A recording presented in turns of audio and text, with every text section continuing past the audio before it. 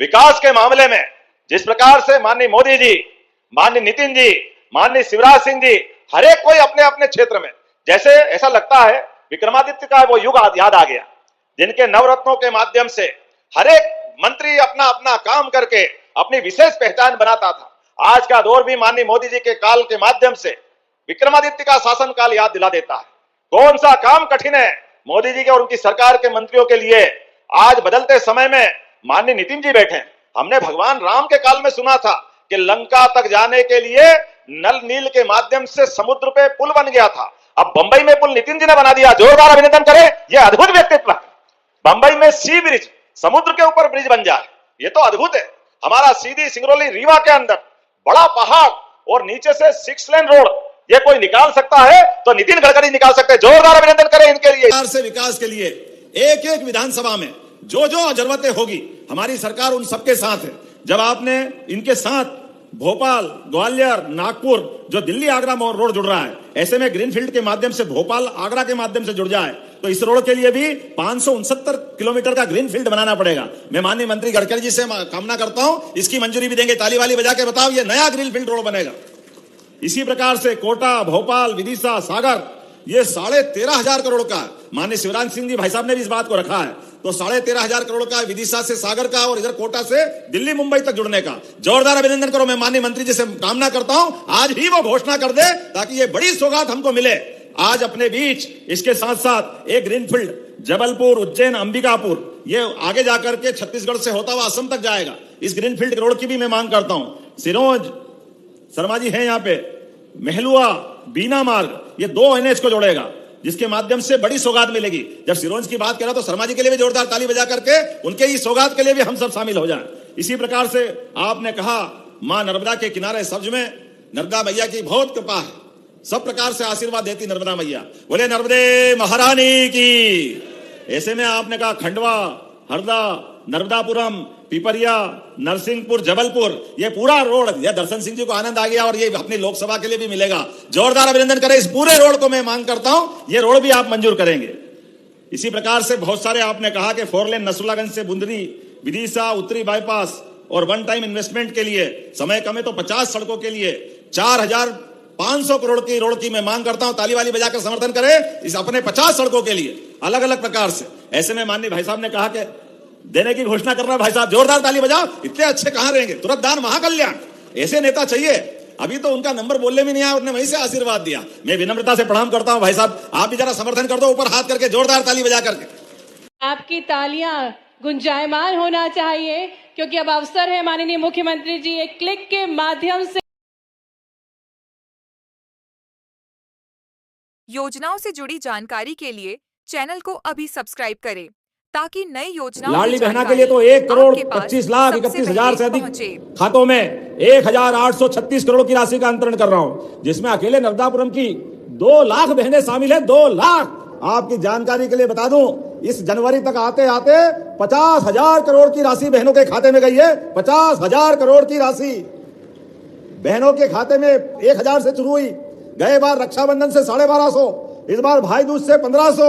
ये हमारे भाई बहनों का संबंध है। बहनों की जिंदगी बेहतर करने के लिए लगातार ये देते रहेंगे, ये हमारा संकल्प है। अभी तो 1,500 दे रहे हैं। माता बहने आपको अगर अच्छे से अच्छे सब प्रकार के व्यवस्था वाले रोजगार के साधन से जोड़ करके ये राशि और बढ़ाते जाएंगे, बढ़ाते जाएंगे, बढ़ाते जाएंगे। रोजगार आधारित कारखाने में बहनें काम करने जाएगी तो 5,000 रुपया महीना हमारी सरकार के माध्यम से अलग से रोजगार वाली इंडस्ट्री को देंगे ताकि हमारे बहनों को आगे बढ़ने के लिए मौका मिले। और इतना ही नहीं, और भी सभी प्रकार से आप कोई मकान, कोई जमीन, कोई काम धंधा करो, प्रत्येक जगह सरकार आपके साथ खड़ी है।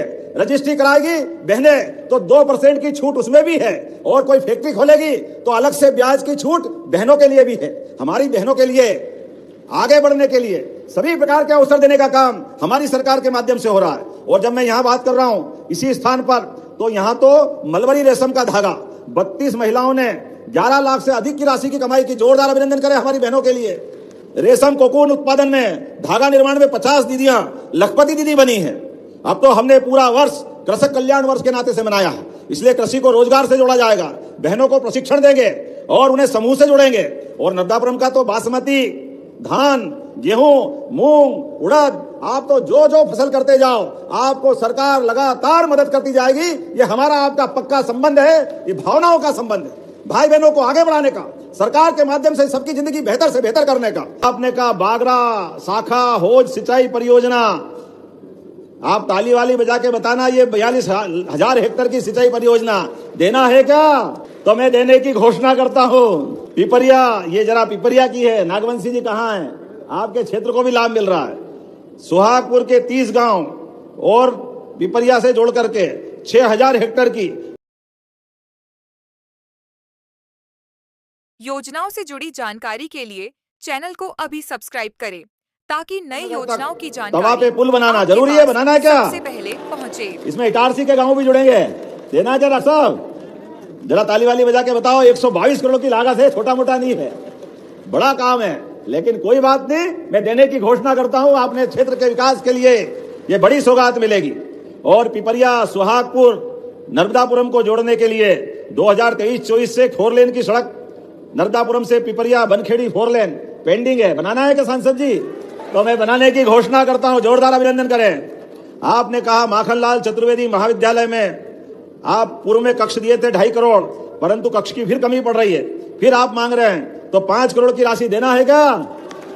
तो देने की घोषणा करता हूं। युवा पढ़े लिखे आगे बढ़े, क्या तकलीफ आना चाहिए अगर हम अपने युवाओं को मौका दे, विद्यार्थियों को मौका दे।